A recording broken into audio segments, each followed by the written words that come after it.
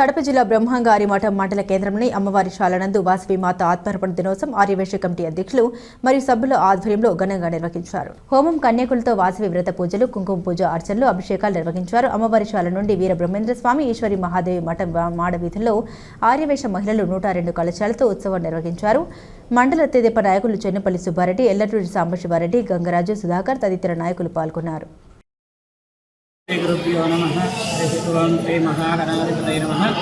మన బ్రహ్మంగారి మఠంలో ఉన్నటువంటి శ్రీ కందిమాలపల్లె గ్రామం బ్రహ్మంగారి మఠంలో ఉన్నటువంటి శ్రీ వాసవి కన్యకా పరమేశ్వరి దేవస్థానం నందు మాఘశుద్ధ విధియ ఈరోజు అమ్మవారి ఆత్మార్పణ దినోత్సవ సందర్భంగా తెల్లవారుజామున ఉదయం 4:30 నుండి మూల విరాటకి ప్రత్యేకమైనటువంటి అభిషేకము, తర్వాత 7 గంటల నుండి గోపూజ, గంగ పూజ, గణపతి పూజ, కలశ స్థాపన, నవగ్రహ మండపారాధన, చండీ హోమ కార్యక్రమాలు ఈరోజు మన బ్రహ్మంగారి మఠంలో ఉన్నటువంటి వాసవి కన్యకా పరమేశ్వరి దేవస్థానం నందు నిర్వహించడం జరిగినది. లోకశాంతి కొరకు, అలాగే 102 గోత్రాలైనటువంటి వైశ్యుల దేవత అయినటువంటి వాసవి కన్యకా పరమేశ్వరికి ఆత్మార్పణ చేసుకున్నటువంటి దినం.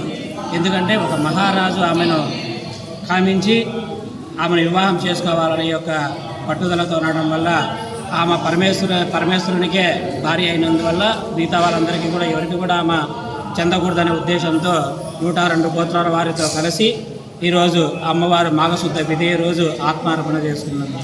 దానిలో భాగంగా ఈరోజు ఉదయం నుండి కూడా పూజా కార్యక్రమాలను కూడా ప్రత్యేకంగా చండీ హోమ కార్యక్రమాలు కూడా మనం నిర్వహించడం జరుగుతుంది. అలాగే మధ్యాహ్నం 3 గంటల నుండి గుండ ప్రవేశం చేయడం జరుగుతుంది.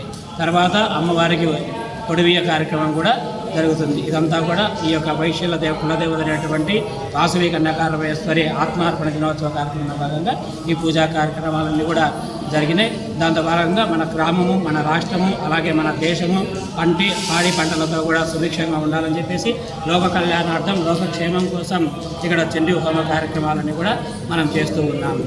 జై వాసవి, జై జై వాసవి.